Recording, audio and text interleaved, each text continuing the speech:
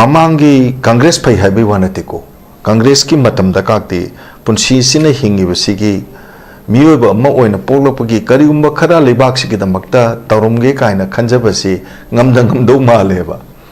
hojik city sibanga ba du tare ba ko kana gumba mi khara di ko yumda lebam chabum ka khangam ni ai se ai khande karigumba no no no not I hazara ke ko access khara oiba hojiki matam sina kai ki noida khulai pai basi masing yambalakpa free movement se singarang mak thoiba nahan mak thoiba si khulai pai ba kangbu se free movement se toholle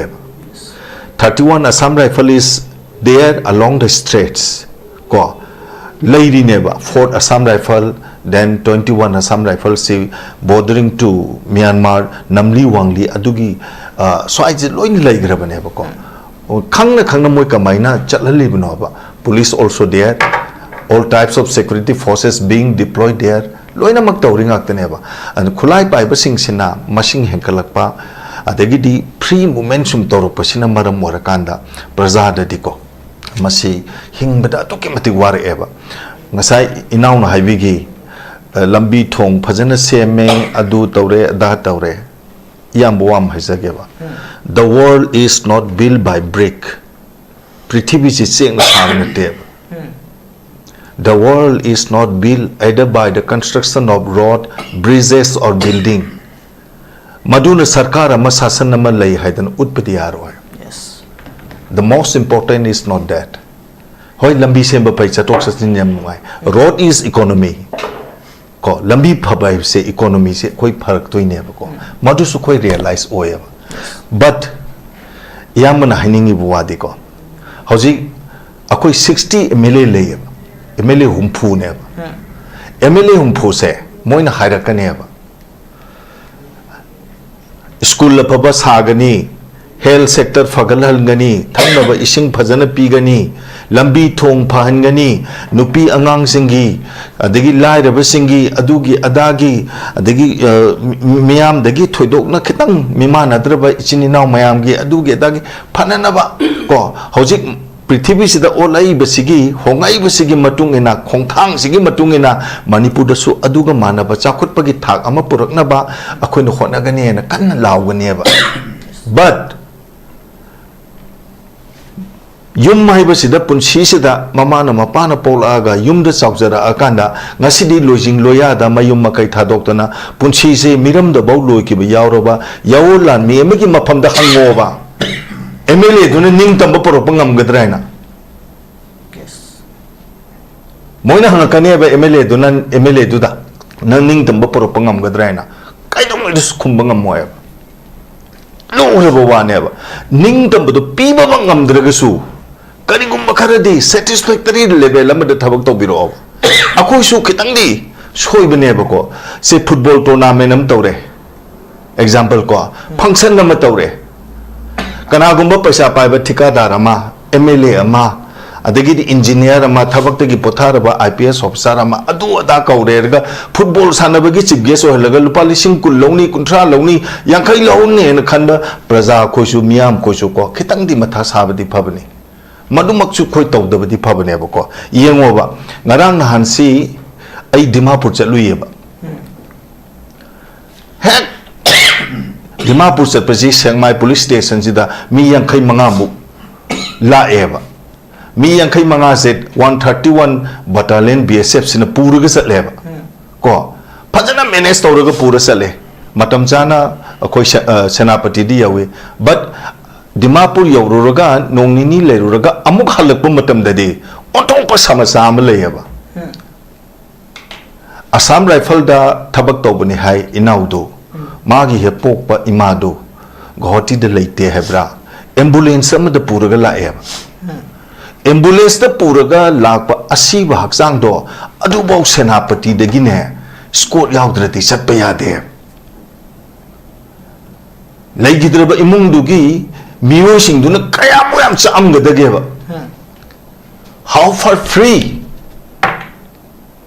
akhoi di satsaragi habne ba imadu sibagi kaina bagi awabam fumbang na dana leiriba midu da diko shibaki royaba. Allow me to go along the road. Let there be any eventuality. We are going to face it. Koi thengas rage harakane ba ko. Ado situation je ngoba. Impal Dimapur lambi da thuibse. Kayam wana ne koi chatli basing se. Wakanji wai tan kesper manung du tongeba. Ako gi punsi se sumaina kamaina lendoino. Yum da mo halakani adu lame ada tawre habi maisa mayam ne ba ko. Adigi amana mo. Ngasi si ngahake mamang da aina pau yengba matamda Assam da Congress ki nupi luchingbi amakhakna press conference amakhak tawe press conference se hojikti yam nuaire Assam ji election oibani na ko pangang words word haitare wai mamaka gilan je kan chathana reba hemanta biswa sarma ga oigera gaurop gogoi ga oigera amaga oigera nupi duna hairak pada am phazabam hayaba Gaurop Gogoi gi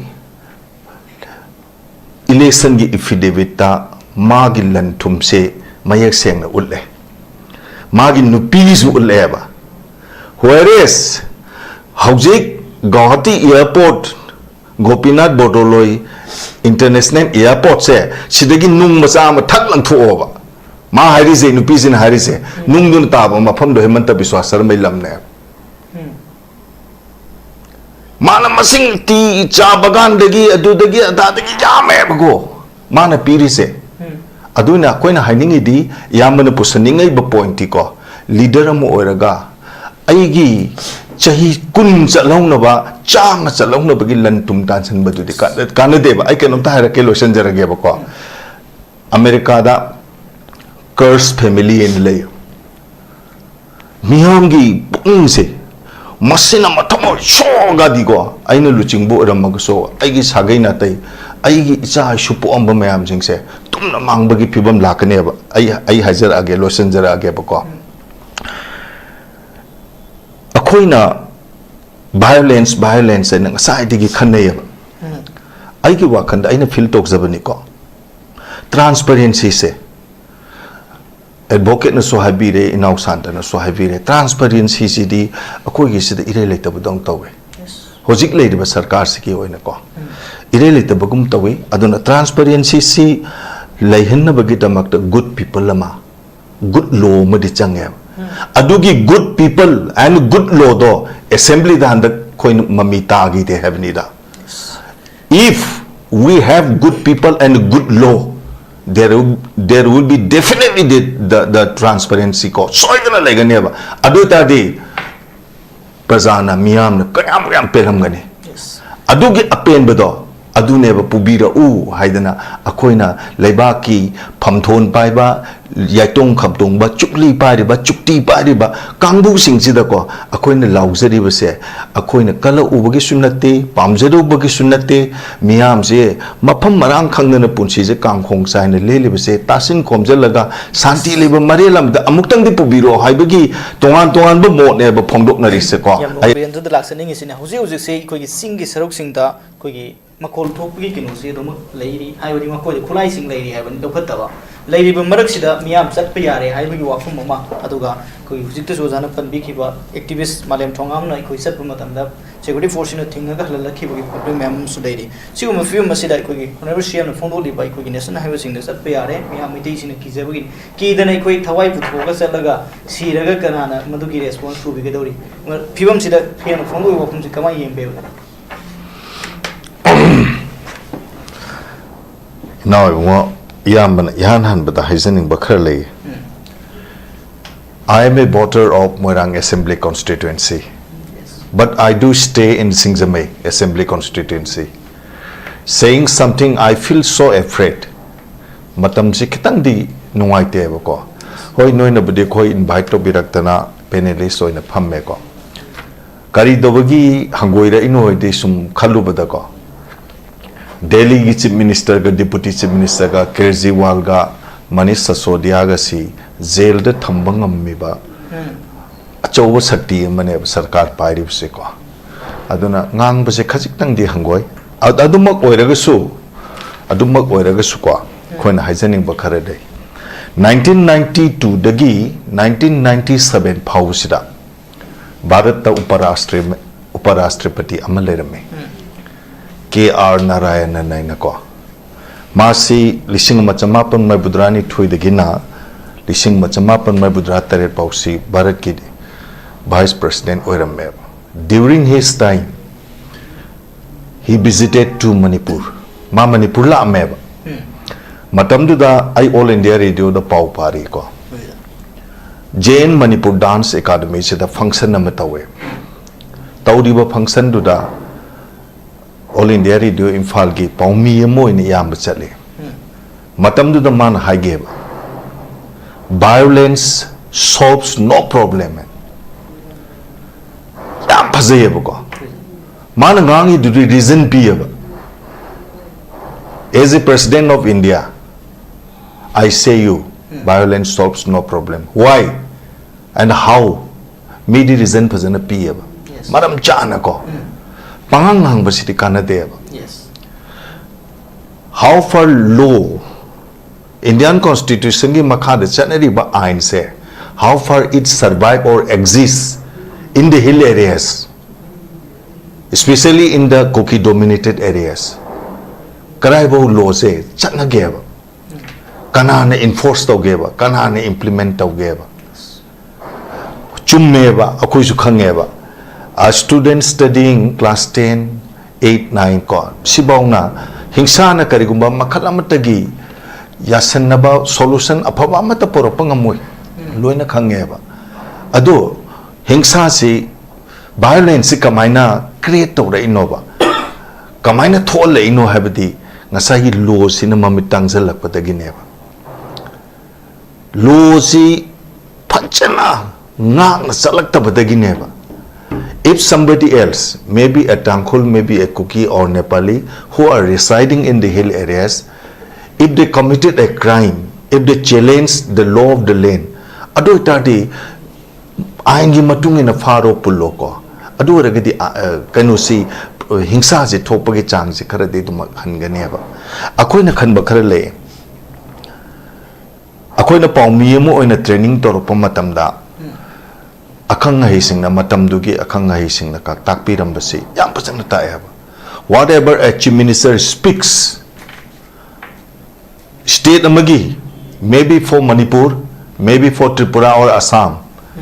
any state amagi chief minister aman haiba prime minister aman haiba se there is an order name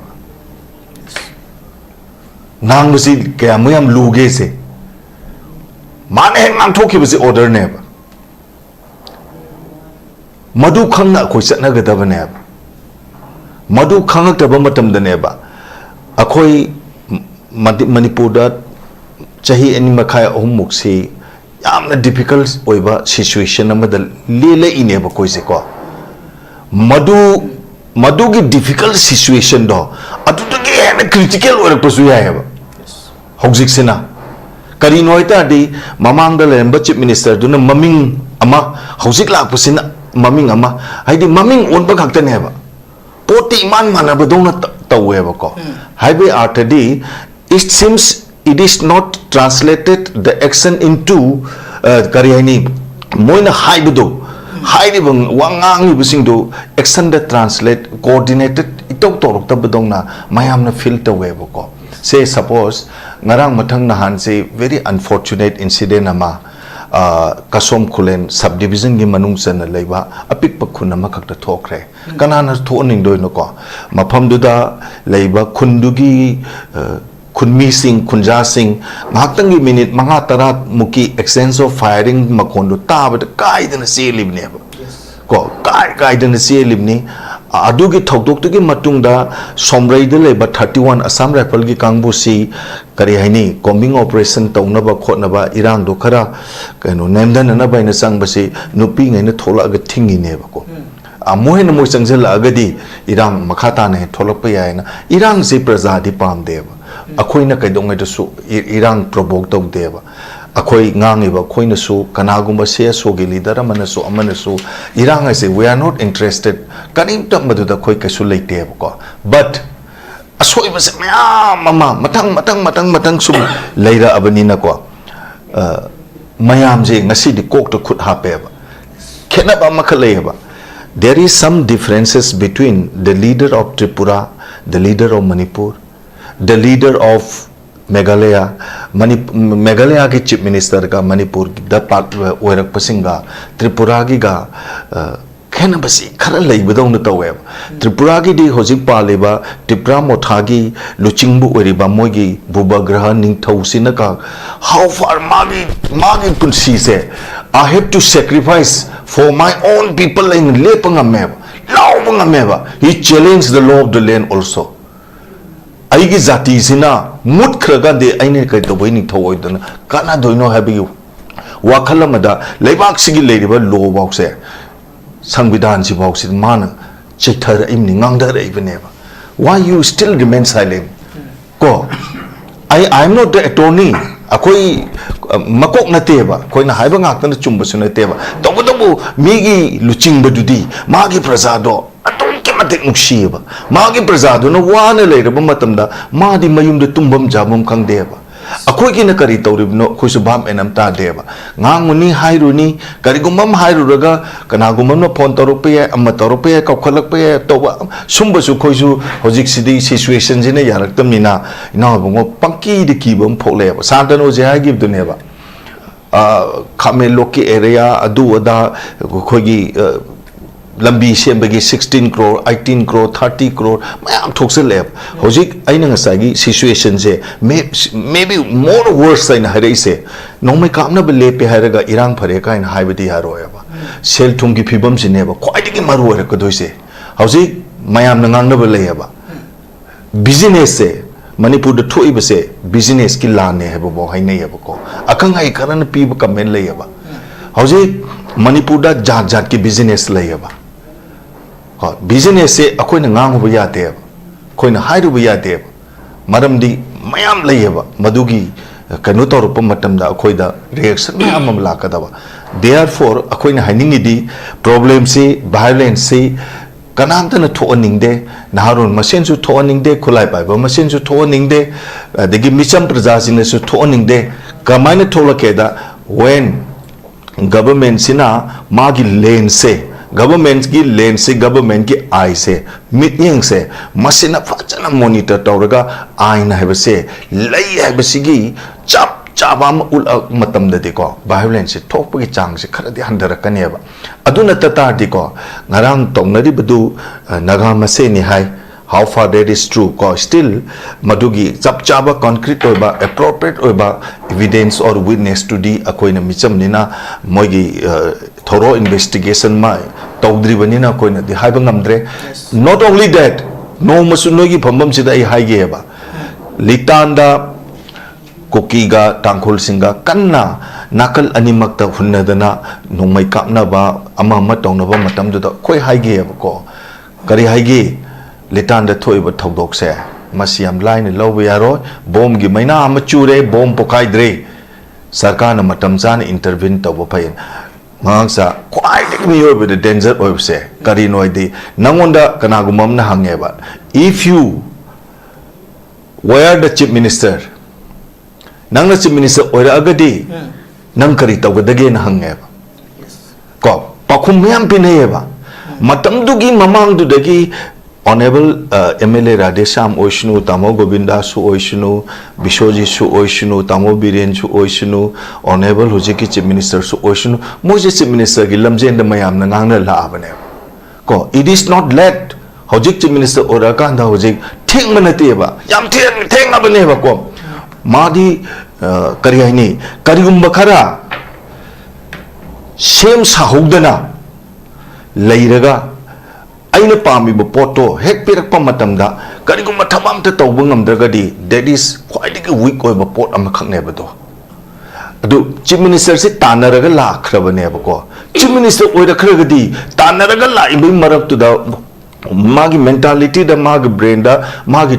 asada miyam gi da makta tawge ne la kusing do oi ra akan da di ko thinta da na pak phudo ga tawbe ha ba matam do madu aidi oi re na khali aduna hingsa hai ba sidi mi praja na thon manate sarkar gi site gi ko lekuna ama lapse sama karai de normal le rabo matam da madu tholai di hedana aide du maina thamjage yamno sei phajawa phum be makhata sin hoji hoji lai ri ba lamdam se lai ri ba MLA sing ko gi ruling amadi opposition lai sina hadak ta latest pang thu ki ba assembly session du da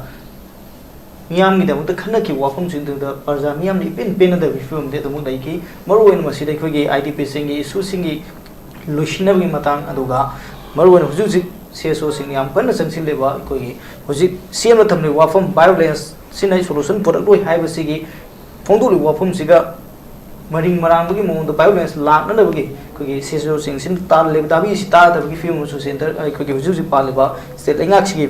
hong uri adu loina masida le minari bai ko gi maru en opposition gi MLA sing sin lo ri ba thodang ai ba dare anda ki assembly du da su lo ki bai ko NRC gi matang do ro do IDP sing gi matang do ro do census ki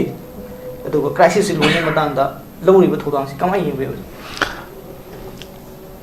no bungo keno handakta manipur bidhan sabha da ko pham gi ba me pham si da yamna hopeful loiba yamna righteousness oiba yam rational oiba ko reasonable oiba sensible oiba prajadi miyam di handaki assembly session jina khana gi busi pham gi busi da thudong pelam gani ha busi ai itha tha jade ai gi wakhana sulam ba phangde kana gumba khara ko asset lan thumgi acquisitive ta yam ngaujaba hena taliba makai pen banai da kangbu khara dadi karigumba khara leram gadra ko aduna tabadadi miyam na khusaung na bangak tane ba tahon ba khana ningba lawon ningba ware punamak singdo madugi aningba apamba du thoina thungda brain khale akhoni hingi si hoji hoji ki punchi se ko mamangi congress phai habi wanate ko congress ki matam da kakti punchi sine hingi basigi miyoba ma oina polopagi karigumba khara lebak sigi da makta tarumge kaina khanjabasi ngamdang ngamdo maleba hojik sidi siba ngai bai du tare ba ko kanagumba mi khara di ko yumda lebam chabum ka khangam ni ai se ai khande karigumba no not ai haizara ke ba ko access khara oiba hojiki matam sina kai ki noida khulai pai basi masing yambalakpa free movement se singarang mak thoiba nahan mak thoiba si khulai pai ba kangbu se free movement se toholle 31 Assam rifle is there along the straits ko lady neba 4th Assam rifle then 21 Assam rifle se bordering to Myanmar namli wangli adugi swaije loin laigrabane ba ko khangna moi kamaina chatlali bno ba police also there all types of security forces being deployed there loina mak tawring aktane ba and khulai pai ba sing sina masing henkalakpa adagi di free movement sum toro pasina maram morakanda prajada diko masi hingbada to kemati war eba ngasai inaw na haibigi lambi thong phajana seme adu tawre da tawre yambuam haisageba the world is not built by brick prithvi si cheng na te the world is not built either by the construction of road bridges or building maduna sarkar ama sasan ama lai haidan utpati yaroi yes the most important is not that hoi lambi semba pai chatok sasin yam ngai road is economy ko lambi phabai se economy se koi pharak toine ba ko madu su koi realize oya but yamna hiningi buwadi ko hoji akoi 60 MLA le MLA humpu ne MLA humpu se moina hairakane ba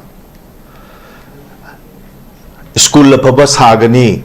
health sector fagalhalgani thangnaba ising phajana pigani lambi thong phahangani nupi angang singi adagi lairaba singi adugi adagi adagi miyam dagi thoidok na khitang mimana draba ichini naw mayam gi adugi adagi phananaba ko hojik prithvi sida olai basigi hongai basigi matung ina khongthang sigi matung ina manipur da su aduga manaba chakhut pagi thak ama purakna ba akhoi no khona gani na kan lawgani ba but yum haibasida punsisida mamana mapana polaga yumda saujara akanda ngasidi lojing loya da mayum makai thadoktana punsise miram da bau loi ki ba yawroba yawolan mi emagi mafam da hangoba MLA duna ning tamba porop ngam gadraina moina hangakane ba MLA duna MLA duda nang ning tamba porop ngam gadraina kaidong dis kumbangam moya lo hebo wane ba ning tamba do piba ngam dragasu karigumba kharadi satisfactory level amada thabak to biro akoi su kitangdi soi bane ba ko se football tournament am tawre example ko function am tawre kana gumba paisa pai ba thikadar ama MLA ama adagi engineer ama thabak tagi pothar ba IPS officer ama adu ada kaure ga football sanabagi chief guest hoilaga lupa lising kul longni kuntra longni yankai longni ne khanda praja khoisu miam khoisu ko kitangdi matha sabadi phabani madumakchu khoi tawdabadi phabane ba ko yengo ba ngarang nahan si ai dimapur chalui ba hek dimapur chat paji sengmai police station sida mi yang khai manga mu la eba mi yang khai manga set 131 battalion BSF sina pura ga satle ba ko phajana manage tawraga pura sale matam jana khoi senapati di yawe but Dimapur yaururaga nongnini leruraga amuk halakpa matam dadi ontongpa samasa ama layaba Assam rifle da thabak tawbani hai inaudo magi he pokpa imado gahoti da leite hebra ambulance ama da puraga laeba ambulance da puraga lakpa asiba haksang do adubau senapati dagine squad yaudrati chatpa yade laigidraba imungdugi Miyosing duna kaya mo yam sa am gadageba. How far free? Ako di sa saragi habne ba. Imadu shibagi kaina bagi awaba pumbang na dana lady ba midu da di ko shibagi roya ba. Allow me to go along the road. Let there be any eventuality. We are going to face it. Koi thenga saragi harakane ba ko. Ado situation je ngoba impal dimapur lambi da thui bse kayam wana ne koi chatli basing se wakan ji wai tan kespan manung du tonge ba ako gi punsi se sumaina kamaina lendoino yum da mo halakani adu la me ada tawre adu tawre habi maisa mayam ne ba ko adigi amana mo ngasi si ngahake mamang da aina pau yeng ba matam da Assam da Congress ki nupi luching bi amakhakna press conference amakhakta web press conference hojikti yam nuaire Assam ji election oibani na ko pangang words word haitare wai mamaka gilan je kan chathan rieba hemanta biswa sarma ga oigera gaurop gogoi ga oigera amaga oigera nupi duna hairakpada am phazabam hayaba gaurop gogoi gi election gi affidavit ta magi lan thumse mayak sengna ulle magi nupisu ulle ba whereas hojik Guwahati airport Gopinath Bordoloi international airport se sidagi nung macha ma thak lang thu ba ma hari se nupisin hari se nung dun ta ba mafam do hemanta biswas sarmai lamne mana masing ti cha bagan dagi adu dagi ada dagi jame bago mana piri se aduna koina hainingi di yamana pusaningai ba point ti ko leader am oiraga aigi chahi kun chalongna ba chang chalongna bagi lan tum tan san badu di kana de ba ai kenom ta hara ke lotion jarage ba ko America da curse family in lay miyamgi pung se masina matamo shoga digo aina luching bo ramag so aigi sagai na tai aigi icha shupu amba mayam jing se tumna mangbagi phibam lakane ba ai hajar age lotion jara age ba ko akoina violence nang sai digi khanne ba aigi wakhanda aina feel tok zabani ko transparency se advocate na so habire inau santa na so habire transparency si di akoi gi si ire le tab dong tawe hojik le ba sarkar si ki oina ko ire le tab gum tawe aduna transparency si leihin na bagi tamak good people lama good law madi change adugi good people and good law do assembly da handa koi mamita gi de have ni da if we have good people and good law there will be definitely the transparency ko soidana legane ba adu ta di prajana miyam na kayam peram gane adugi apen bado adune ba pubira u haidana akoina leibaki phamthon paiba yaitong khabdong ba chukli pari ba chukti pari ba kangbu singchida ko akoina laujari ba se akoina kala ubagi sunnate pamjado ubagi sunnate miyam se mafam marang khangna punsi je kangkhong saina lele ba se tasin khomjalaga santi leba marelam da amuktang di pubiro haibagi tongan ba mo ne ba phongdok na ri se ko ai adumai thamjage sine se koi huji usa santra su thambi gre si leiriba koi gi mamang de koi congress amsung bjp gi tongan ba mla sing moina palamba matam gi thodo wato sing puna makhangla koi manipuri koina huji ki situation sida koi iramda masibu kanjana ru da mukta karamba makhal gi leader sing tangai fadana dakar lai kamai ni re roi bana ten tan yamna courageous oiba ko yamna courageous oiba yamna righteousness oiba adugumba leader amadi change but leader to the su tainagi gumse ko leader gi matho ma thogdang amadi am chawi that is mipum khudimang yana rabo wane ba ada aina thamning ba makak laiba it is not the political party it is not the leader to bring changes in a society let us awaken to bring some changes in the society it lies in the hands of the public ko democracy per se for example how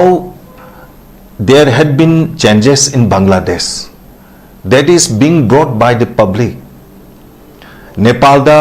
hanagi chief minister orambadu prime minister orambadu phare na hujik tongnari thado oina miyam hauri irang hauri abko Bihar da BJP ki president Nitin Nobin Naidu kano tore